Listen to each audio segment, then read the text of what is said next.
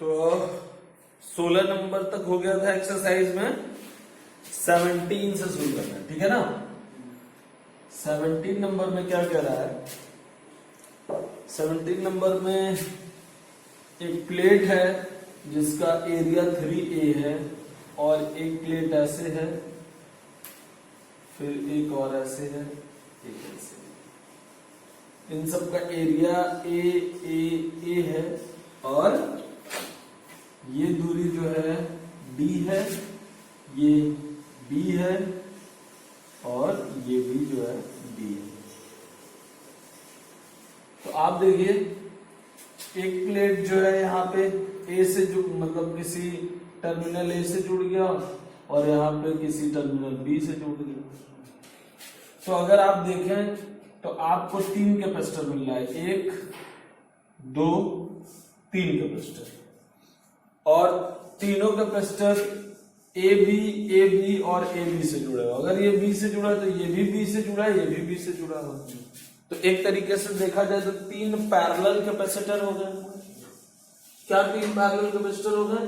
कुछ इस तरीके से, एक ए और डी का पैरेलल हो गया, एक हो गया ए डी प्लस बी का पैरेलल हो गया, ये दूरी, और एक हो गया D प्लस 2B। अब ये इस तरीके से ऐसे जुड़े हुए, ये एक टर्मिनल A हो गया और एक टर्मिनल B। तो 3 कैपेसिटर हो गए। कैपेसिटर का तीनों का पैरेलल करेंगे तो सी नेट आपको क्या मिलेगा? पहले वाले का हो जाएगा एप्सिलॉन A अपॉन D, दूसरे का हो जाएगा epsilon A upon D plus B, और तीसरे का हो जाएगा epsilon A upon D plus 2। Epsilon A common ले लेंगे और आपको मिल जाएगा 1 upon D plus 1 upon D plus B और 1 अपॉन D प्लस 2। ये हो गया आपका नेट कैपेसिटेंस, ठीक है। 18 नंबर देखिए, cylindrical capacitor is constructed using 2 coaxial cylinders of the same length 10 centimetre and radii 2 mm and 4 mm. Calculate the capacitance. Another capacitor of the same length is constructed with the cylinder of radii 4 mm and 8 mm. Calculate the capacitance. तो 18 number question में आपको 2 coaxial cylinder दिया हुआ है। एक cylinder 2 mm radius का है और एक 4 mm रेडियस का है। तो सिलेंडर की कैपेसिटेंस का फॉर्मूला है 2 pi epsilon L upon ln R2 upon R1। 1 upon 4 pi epsilon की वैल्यू होती है 9 इंटू 10 टू द पावर 9। तो 1 अगर हम 2 से मल्टीप्लाई कर देंगे दोनों तरफ तो यहाँ पे 1 अपॉन 2 पाई एप्सिलॉन हो जाएगा और 9 to 18 into 10 to the power 9 हो जाएगा। इसके बाद आपका 2 पाई एप्सिलॉन की वैल्यू हो गई 1 upon 18 into 10 to the power 9। हम यहाँ पे 2 पाई एप्सिलॉन की जगह रख देंगे 10 टू द पावर -9, ऊपर चला जाएगा और नीचे आपका 18 रह जाएगा। इसके बाद जो है L की वैल्यू जो थी 10 सेंटीमीटर थी, तो 10 सेंटीमीटर की जगह हम 10 टू द पावर -1 मीटर लिख देंगे और यहाँ पे ln 4 mm upon 2 R2 upon R1 4 upon 2 हो जाएगा, आपको मिलेगा ln 2। ln 2 की वैल्यू होती है 0.69। आप जो है 10 टू द पावर -10 को 12.42 से डिवाइड करेंगे तो आपको क्या लिखना होगा, यहाँ 10 टू द पावर -10 को लिखना होगा 100 इंटू 10 टू द पावर -12 और 100 को 12.42 से डिवाइड करेंगे आप तो आपको मिलेगा 8.05 into 10 to the power -12, that means 8 pico farad. ठीक है, तो अब देखिए, अब आपका जो है 19 नंबर, अच्छा इसमें एक पार्ट और है, इसमें बोल रहा है कि अगर इसका रेडियस 4 और 8 कर दे, तो देखिए आप 4 और 8 करेंगे तो क्या होगा, यहां आप लिखेंगे 8/4, अगेन आपको ln2 मिल जाएगा, तो आंसर में कोई भी चेंजेस नहीं होंगे, आंसर सेम टू सेम मिलेगा इसके बी पार्ट का। इसके बाद देखिए आप 19 नंबर में दिया हुआ है 100 पिकोफैरेड कैपेसिटर। तो 19 नंबर क्वेश्चन में आपको दिया गया है 100 पिकोफैरेड का कैपेसिटर। 100 पिकोफैरेड के कैपेसिटर को 24 वोल्ट से जोड़ा जाएगा। तो जब हम 24 वोल्ट से 100 पिकोफैरेड को जोड़ेंगे तो इस कैपेसिटर पे चार्ज आपका हो जाएगा 2400 पिकोकुलम, क्योंकि Q is equal to CV। तो C आपका 100 पिकोफैरेड इंटू 24, तो आपका हो गया 24 पिकोकुलम। अब कह रहा है इस कैपेसिटर को आप दूसरे कैपेसिटर जो 20 पिकोफैरेड का है उससे आपने जोड़ दिया। जैसे ही आप जोड़ेंगे, देखिए अब कह रहा है कि एक कैपेसिटर को दूसरे कैपेसिटर से जोड़िए, और अगर वहां पे बैटरी नहीं है तो आप हमेशा पैरेलल ही जोड़ेंगे, क्योंकि सीरीज जोड़ने पे कनेक्शन पूरा नहीं माना जाएगा, लूप पूरा बनेगा नहीं, दोनों एंड खाली रहेंगे, तो उसमें कोई भी पोटेंशियल डिफरेंस मिलेगा नहीं। तो इसलिए जब भी आप जोड़ेंगे, अगर बैटरी नहीं है, दो कैपेसिटर जोड़ेंगे तो पैरेलल में जोड़ेंगे। अब जैसे ही आपने पैरेलल में जोड़ा, नेट कैपेसिटेंस आपका हो गया C1 प्लस C2 120 पिकोफैरेड, और आपका चार्ज जो इस पे स्टोर्ड था पूरा वो 2400 पिकोफैरेड है, वो डिस्ट्रीब्यूट हो जाएगा, लेकिन रहेगा नेट चार्ज कितना, 2400 पिकोफैरेड ही रहेगा। तो नेट पोटेंशियल नया आपको क्या मिला, total charge total capacitance, total charge upon total capacitance करेंगे तो हमको 20 वोल्ट का जो है नेट न्यू पोटेंशियल डिफरेंस मिला, जो 100 के अबाउट भी रहेगा और 20 के अबाउट, क्योंकि आप जानते हैं कि पैरेलल में चार्ज अलग अलग होते हैं लेकिन पोटेंशियल डिफरेंस सेम होता है। ठीक है, अब 20 नंबर एक्सरसाइज के 20 नंबर क्वेश्चन देखिए। Each capacitor shown in the figure has a capacitance 5 microfarad, the EMF of the battery is 50 volt. How much charge will flow through AB if switch S is closed? तो इसमें क्या कह रहा है, तो ये चित्र आपको दिया गया है, ये डायग्राम दिया गया है, इसमें सारे कैपेसिटर 5 माइक्रोफैरड के हैं। अभी क्या टोटल चार्ज होगा हमको बताना है, ए से बी में कितना चार्ज फ्लो किया। तो पहले हम अभी चार्ज निकाल लें, अभी चार्ज निकालेंगे तो पहले नेट कैपेसिटेंस निकालना होगा। यहाँ 5 है, यहाँ 5 है, आपका पैरेलल हो गया 10 माइक्रोफैरड। अब 10 और 5 का हम क्या करेंगे, सीरीज करेंगे, क्योंकि यहाँ पे वायर ओपन है तो इस वायर का कोई मतलब नहीं है, इस वायर का कोई मतलब नहीं है। जब अगर स्विच ऑफ है तो इसका कोई मतलब नहीं है, सर्किट यहां से यहां तक कंप्लीट नहीं है, तार टूटा हुआ है, तो आप इसका इस तार का होना ना होना कोई फर्क नहीं पड़ता है। तो आपको 1 C नेट जो आपको मिलेगा वो मिलेगा 1/C net is equal to 1/10 plus 1/5, तो आपको ये मिल जाएगा 3/10, और C नेट आपको मिल गया 10/3 माइक्रोफैरड।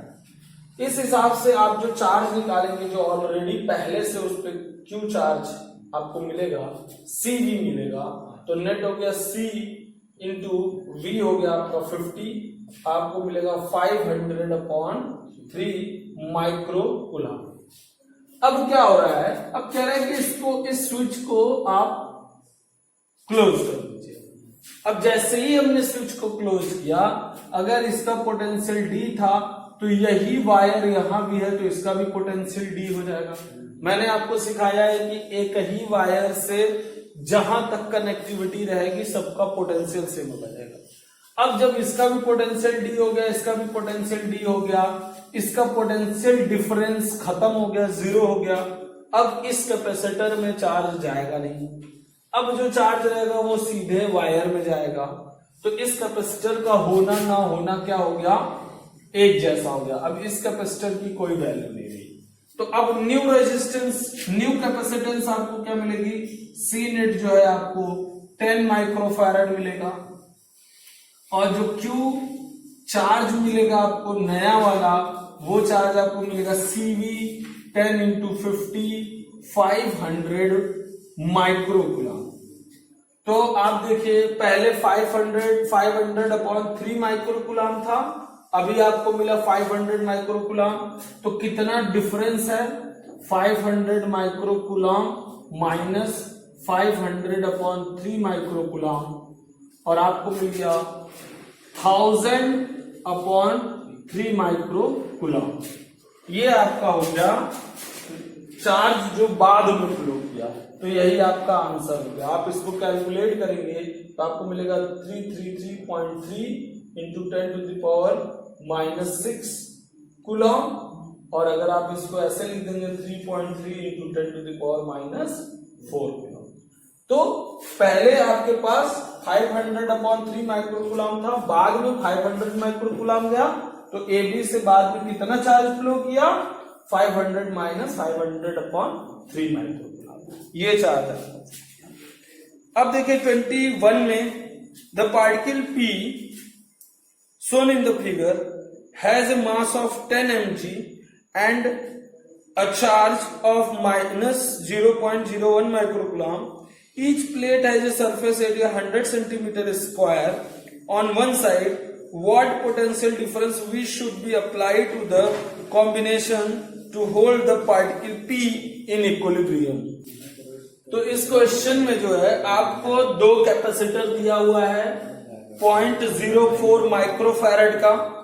अब इन दोनों का आप क्या करेंगे, नेट कैपेसिटेंस निकालेंगे। तो आपको नेट कैपेसिटेंस क्या मिलेगा, 1 upon C net is equal to 1 upon C1 plus 1 upon C2। तो आपको मिलेगा 2 अपॉन 0.04। आप इसको सॉल्व करेंगे तो आपको मिलेगा 0.02 माइक्रोफैरड नेट कैपेसिटेंस। तो नेट चार्ज क्या हो जाएगा आपका, नेट चार्ज हो जाएगा CV। तो C इंटू V करेंगे तो V की वैल्यू हमको गिवन नहीं है, तो 0.02 इंटू V माइक्रोकुलम, ये आपका चार्ज हो जाएगा। अब हमको V बताना है, V गिवन नहीं है। अच्छा, अब देखिए जो कैपेसिटर के अंदर वो पॉइंट जो P पार्टिकल है, P पार्टिकल पे हमको फोर्स निकालना है। तो फोर्स निकालने के पहले उस पे चार्ज गिवन है, तो हमको उस पे इलेक्ट्रिक फील्ड निकालना होगा। इलेक्ट्रिक फील्ड का फॉर्मूला हो जाएगा Q अपॉन A एप्सिलॉन। इसका हम सोल्यूशन कर देंगे, Q की वैल्यू ये रखेंगे 0.02 इंटू V, और माइक्रोकुलम है इसलिए 10 टू द पावर -6। A की वैल्यू 100 सेंटीमीटर स्क्वायर है, तो 100 into 10 to the power -4 metre square हो जाएगा, और एप्सिलॉन की वैल्यू इसको हमने कैलकुलेट किया, हमको E मिला। E की वैल्यू जो है, E की वैल्यू में जो चार्ज है, जो पार्टिकल पे चार्ज है, वो चार्ज है आपका -0.01 माइक्रोकुलम। हमने E में उस चार्ज से मल्टीप्लाई कर दिया। जैसे ही हमने चार्ज से मल्टीप्लाई किया, हमको जो है ये वैल्यू मिल गई। आप देखिए ये वैल्यू मिल गई हमको। अब इस वैल्यू को हमको क्या करना है, mg के बराबर करना है। इसी वैल्यू को हमको mg के बराबर करना है, और mg कितना दिया हुआ है आपका, ध्यान दीजिए, m दिया हुआ है 10 मिलीग्राम। 10 मिलीग्राम को पहले 10 किलोग्राम में बदलेंगे, तो 10 इंटू 10 टू द पावर -6, और g की वैल्यू होती है 9.8, तो हमने अप्रोक्सीमेटली 10 ले लिया है। तो 10 लेके v को हमने सॉल्व किया, तो v हमको मिला 4.425 इंटू 10 टू द पावर -2, यानी लगभग 44 इंटू 10 टू द पावर -3, लगभग हमको मिला 44 10 टू द पावर -3, और यहाँ पे हम लिख सकते हैं 44 मिली वोल्ट। आप इस बात को ध्यान दीजिएगा, अगर आप 10 की जगह 9.8 लेंगे तो ये 44 से थोड़ा कम आ जाएगा। ठीक है, तो ये रहा आपका क्वेश्चन नंबर 21। क्वेश्चन नंबर 22 देखिए, both of the capacitors shown in the figure are made up of square plates of edge a. The separation between the plate of the capacitor are D1 and D2 as shown in the figure. A potential difference V is applied between the points A and B. An electron is projected between the plate of the upper capacitor along the central line. With what minimum speed should the electron be projected so that it does not collide with any plate? Consider only the electric force. तो आपको देखिए ये A plate है, A length की plate है और D1 इसके बीच की दूरी है, ये भी A लेंथ की प्लेट है और D2 दी है। और जो क्वेश्चन में कह रहा है कि जो प्लेट है वो जो प्लेट है ना वो A मतलब स्क्वायर प्लेट है, तो एरिया हो गया आपका A स्क्वायर। तो हमको सबसे पहले क्या करना होगा, हमको सबसे पहले ये करना होगा कि हम इन दोनों का कैपेसिटेंस निकालेंगे, फिर नेट कैपेसिटेंस निकालेंगे। तो इन दोनों का जब आप कैपेसिटेंस निकालेंगे तो C1 इज इक्वल टू हो जाएगा एप्सिलॉन A मतलब area, A square upon D। तो इसका हो गया फॉर्मूले से epsilon A square upon D1 और आपका हो गया epsilon A square upon D2। अब ये जो है यहाँ पे A और B इंड से बैटरी जुड़ा हुआ है, तो ये दोनों सीरीज में हो गए, तो सीरीज में C नेट आपको निकालना है। तो C नेट हो गया आपका 1 upon C net is equal to 1 upon C1 plus 1 upon C2। तो उल्टा लिख देंगे, 1 अपॉन C1 और ऊपर C2 है तो उल्टा लिख देंगे, D1 upon epsilon A square, D2 upon epsilon A square. Base same है, ये जुड़ जाएगा, तो C नेट आपको मिलेगा epsilon A square upon D1 plus D2। अब जब आपको C नेट मिल चुका है तो आपको क्या निकालना है, C नेट अगर आपको मिल गया है तो आप इलेक्ट्रिक फील्ड निकालेंगे। इलेक्ट्रिक फील्ड आपका होता है sigma upon epsilon. Sigma upon epsilon का मतलब हो गया Q upon epsilon A। Sigma का होता है Q अपॉन A, तो Q upon A epsilon. A की जगह हमको क्या लिखना होगा, A स्क्वायर इसका एरिया, और Q की वैल्यू हमको निकालनी पड़ेगी। तो Q की वैल्यू निकालने के लिए हम क्या निकालेंगे, Q is equal to C into V। C आपने ऑलरेडी निकाल रखा है, तो Q is equal to C into V करेंगे, तो ये सीरीज में है तो इतना ही चार्ज इस पे भी होगा, इतना ही चार्ज इस पे भी होगा, क्योंकि सीरीज में चार्ज सेम होते हैं पोटेंशियल के। तो यहां से हमने C की वैल्यू उठा के यहां पे रख दी, Q की वैल्यू उठा के यहां पे रख दी। तो जैसे Q की वैल्यू हमने यहां पे रखा, क्या रखा, epsilon A square V upon D1 plus D2, और यहाँ पे epsilon A square, epsilon A square से एप्सिलॉन A स्क्वायर कट गया, फिर आपको मिला क्या, यहाँ पे E की वैल्यू मिल गई V upon D1 plus D2। जैसे ही E की वैल्यू मिली आपको फोर्स निकालना है, तो फोर्स क्या हो जाएगा, charge into electric field QE। अब इलेक्ट्रॉन है तो इलेक्ट्रॉन का चार्ज हम E मान लेंगे, और E को हमने क्या कर दिया, इलेक्ट्रिक फील्ड से मल्टीप्लाई कर दिया, तो हमारा फोर्स निकल गया। फोर्स के बाद हमको एक्सीलरेशन निकालना है, तो एक्सीलरेशन निकालने के लिए हम फोर्स अपॉन मास कर देंगे, हमारा एक्सीलरेशन निकल गया। अब इस एक्सेलरेशन से अगर देखिए तो ये एक प्रोजेक्टाइल मोशन की तरह मोशन करेगा। आपको ये कहना है कि इस एक्सेलरेशन से ये d1/2 दूरी जितने समय में तय करेगा वो समय आप निकाल लीजिए। तो d1/2 दूरी तय करने के लिए समय आपका क्या हो जाएगा, s is equal to ut plus half at square. तो u तो आपका है नहीं, हाफ at स्क्वायर, यहां से t की वैल्यू मिल गई √d1 अपॉन एक्सेलरेशन। तो t की वैल्यू अगर हम पूरा निकालें तो t is equal to d1 upon acceleration करेंगे, तो एक्सेलरेशन की वैल्यू है e1 upon m d1 plus d2। ये हमारा टाइम था। तो अगर इतने ही टाइम में ये a दूरी तय कर दे तो टकराएगा नहीं, बिना टकराए निकल जाएगा, पार हो जाएगा। तो हम कहेंगे हमको इतनी वेलोसिटी इसको दे देनी है, इतनी वेलोसिटी दे देनी है कि ये d1/2 दूरी तय करने में जो समय लगा उतने समय में a दूरी तय कर जाए। तो हम लिख देंगे v बराबर velocity is equal to distance upon time, और डिस्टेंस अपॉन टाइम जैसे ही करेंगे हमको v की वैल्यू मिल जाएगी। हम पूरे पर रूट कर देंगे, यहाँ a स्क्वायर लिख देंगे, ev ऊपर चला जाएगा, a स्क्वायर ev अपॉन में मिलेगा d1 m d1 plus d2, under root में तो हमने पावर 1/2 लिख दी। तो आप अगर इतनी वेलोसिटी दे देंगे तो ये बिना टकराए जो है प्लेट को पार कर जाएगा। ठीक है, तो ये रहा आपका क्वेश्चन नंबर जो है कौन सा क्वेश्चन था भाई, ये आपका हो गया क्वेश्चन नंबर 22। अब देखिए क्वेश्चन नंबर 23। क्या है question number 23? The plates of a capacitor are 2 centimeter apart. An electron proton pair is released somewhere in the gap between the plates, and it is found that the proton reaches the negative plate at the same time as the electron reaches the positive plate. At what distance from the negative plate was the pair released?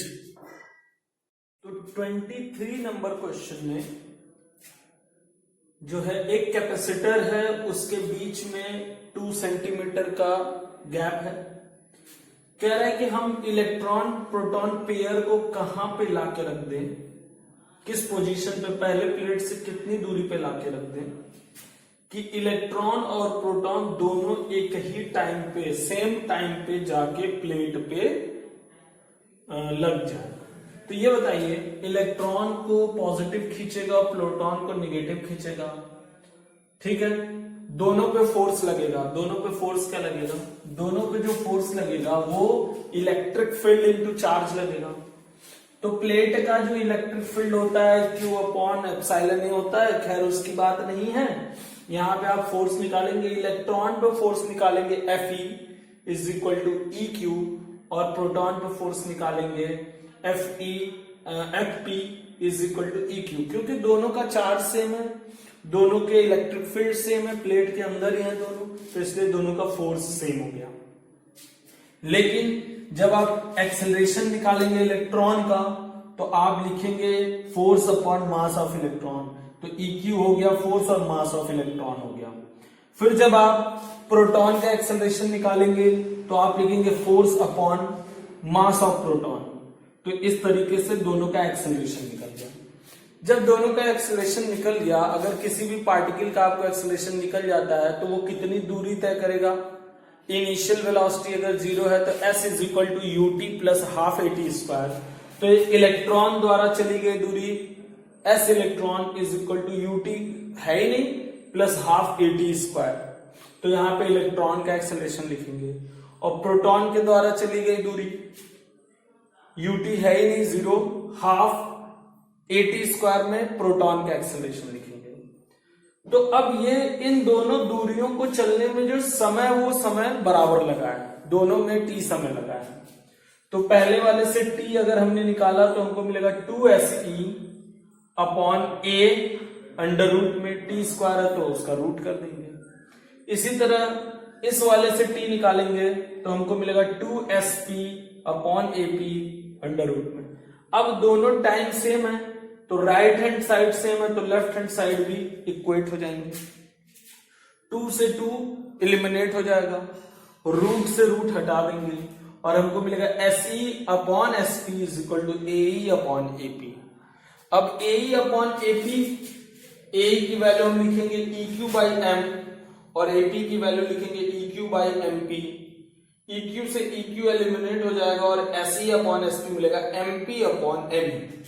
Mass of proton upon mass of electron. Mass of proton होता है 1.67 into 10 to the power minus 27 kg। Mass of electron होता है 9.1 into 10 to the power minus 31 kg। तो मास, अब इसमें हम calculation करेंगे, minus 27 है, ये ऊपर जाएगा, प्लस 34 हो जाएगा तो 4 बचेगा।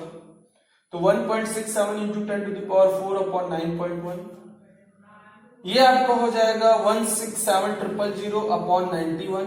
इसको अगर हम डिवाइड करते तो अप्रोक्सीमेटली हमको मिलता है 18,835। अब 2 सेंटीमीटर को ये जो है 1:1835 के रेशियो में डिवाइड कर देंगे। तो 200 सेंटीमीटर को अगर हमने 1835 से डिवाइड किया तो हमको मिला 0.00108। That means 1.08 into 10 to the power minus 37। तो हम इसको पहले प्लेट से मात्र 1.08 इंटू 10⁻³ सेंटीमीटर पे रखेंगे तो उतने ही टाइम में प्रोटॉन अपने प्लेट पे पहुंच जाएगा और पॉजिटिव प्लेट से इसको जो है नेगेटिव प्लेट से इतनी दूरी पे आपको रखना है, क्योंकि प्रोटॉन कम दूरी चलेगा। प्रोटॉन जो है आप यहां देख लीजिए कौन ज्यादा दूरी चलेगा, इलेक्ट्रॉन ज्यादा दूरी चलेगा और प्रोटॉन जो है कम दूरी चलेगा, क्योंकि रेशियो है Fe/Sp। तो इलेक्ट्रॉन को कम दूरी चलाना है और प्रोटॉन को ज्यादा दूरी, क्योंकि भाई आप खुद ही सोचिए प्रोटॉन का मास अधिक है, तो मास अधिक उसका एक्सेलरेशन कम हो जाएगा। जब प्रोटॉन का एक्सेलरेशन कम हो जाएगा तो प्रोटॉन कम दूरी तय करेगा, और इलेक्ट्रॉन का मास कम है उसका एक्सेलरेशन ज्यादा रहेगा तो वो ज्यादा दूरी तय करेगा। ठीक है, इस तरीके से आपका 23 वाला जो है क्वेश्चन कंप्लीट हुआ। अब देखिए 24 में कह रहा है convince yourself that part A, part B and C of the figure are identical, find the capacitance between the point A and B assembly. इसमें कह रहा है 3 तरीके के कैपेसिटेंस का जो है कॉम्बिनेशन दिया हुआ है, 3 तरीके के कैपेसिटेंस का कॉम्बिनेशन दिया हुआ है। कह रहा है कंसीडर करिए कि तीनों एक ही जो है अरेंजमेंट है। तो पहले वाले में दिया हुआ है 1 2 3 6, 1 2 3 6, 1 2 3 6। ये 1 का है, ये 2 का है, ये 3 का है, ये 6 का है, और आपको ये मिल गया B, ये A, और इसके बीच में है एक 5 माइक्रोफैरड। सब माइक्रोफैरड में है, ठीक है, मैं माइक्रोफैरड लिख नहीं रहा हूं लेकिन सब माइक्रोफैरड में। दूसरा कॉम्बिनेशन बना हुआ है इस तरीके से, दूसरा कॉम्बिनेशन इस तरीके से बना है।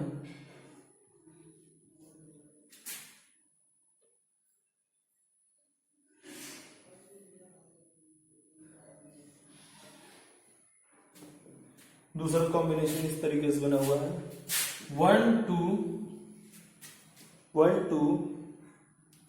3 6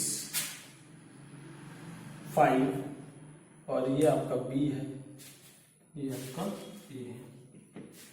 ठीक है, अब देखिए इसके बाद आपको तीसरा कॉम्बिनेशन बना रहा है 2 5 3, 2 5 3,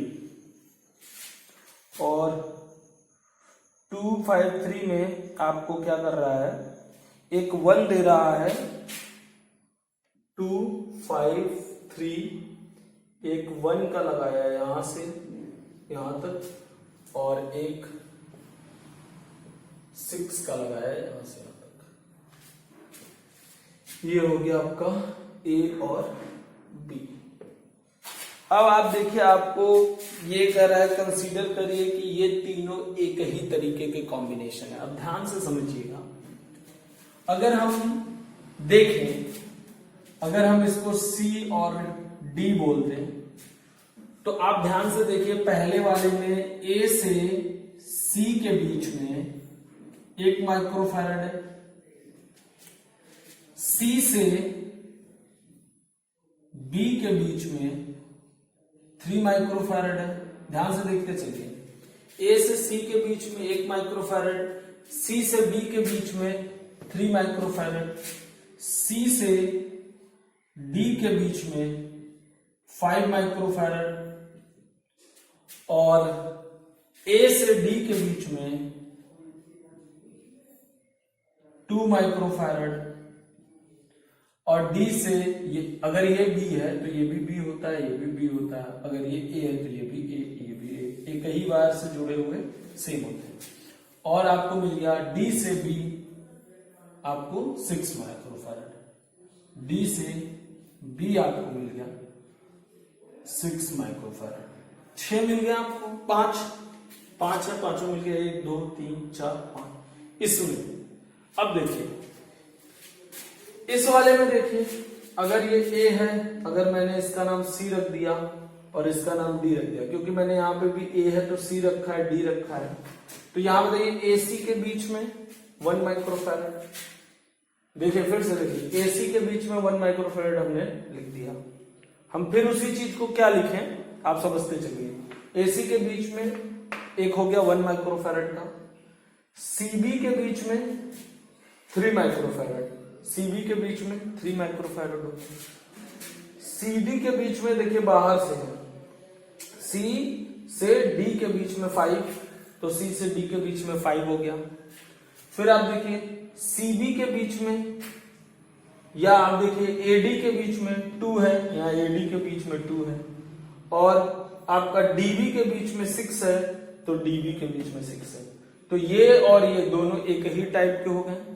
तीसरा मिलाइए, अगर मैं यहाँ पे 1 माइक्रो फैराड है और 1 वाले के साथ अगर मैंने C लिख दिया, ठीक है, और 6 वाले के साथ अगर मैंने D लिख दिया, तो आप ध्यान दीजिए A से C आपका 1 है जो कि गिवन है, फिर उसके बाद C से B देखिए, C से B 3 है, C से B 3 है, फिर आप देखिए उसमें C से D 5 है, तो C से D 5 है, फिर उसके बाद A से D 2 है, तो A से D 2 है आपका, A से D 2 है, और D से B 6 है, तो देखिए यहां से D से B 6 है।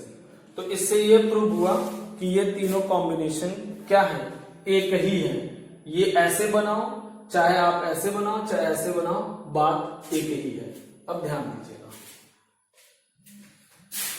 क्या करना है आपको, ध्यान दीजिएगा। अब यहाँ पे एक चीज मैंने आपको बताई थी, या तो आप चार्ट डिस्ट्रीब्यूशन करेंगे, और चार्ट डिस्ट्रीब्यूशन करने के बाद मैंने आपको एक चीज बताई थी कि कभी भी इस तरीके का इमेज मिले और बीच में एक आपको कैपेसिटर मिल जाए, तो अगर इस कैपेसिटर के इधर का रेशियो और इस कैपेसिटर के इधर का रेशियो सेम होता है, मैंने पिछले वीडियोस में बताया है आपको, तो यहाँ पे पोटेंशियल डिफरेंस सेम आ जाता है। देखिए यहाँ पे 1/2 और यहाँ 3/6 भी 1/2 ही हो जाएगा, 1/2 और 3/6 भी 1/2 हो जाएगा, तो रेशियो सेम हो जाएगा। तो यहाँ C का पोटेंशियल D के पोटेंशियल के बराबर हो जाएगा और इसका पोटेंशियल डिफरेंस 0 हो जाएगा, तो आपको 5 में कोई भी चार्ज नहीं मिलेगा, तो 5 का होना ना होना बराबर है, तो 5 को हटा देंगे, इसके होने ना होने से कोई फर्क नहीं पड़ेगा। अब आपको क्या मिला, सीरीज ऊपर मिला, नीचे सीरीज मिला, तो 1 और 3 का सीरीज क्या हो जाएगा, 1/C नेट 1/1 प्लस 1/3, 3 एलसीएम हो गया, 3 + 1 आपका हो गया 3/4, रेसिप्रोकल कर देंगे C नेट। नीचे वाले का देखिए आप क्या करेंगे, 1/C नेट डैश 1/2 1/6, 6 हो गया, 3 1 4/6 का रेसिप्रोकल कर देंगे 6/4, ठीक है। अब आपको क्या करना, पैरेलल करना है, तो C टोटल हो जाएगा, C ये वाला C डैश और ये C नेट दोनों ऐड कर देंगे, तो 3/4 प्लस 6/4 आपका आ जाएगा 9/4 माइक्रोफैराड।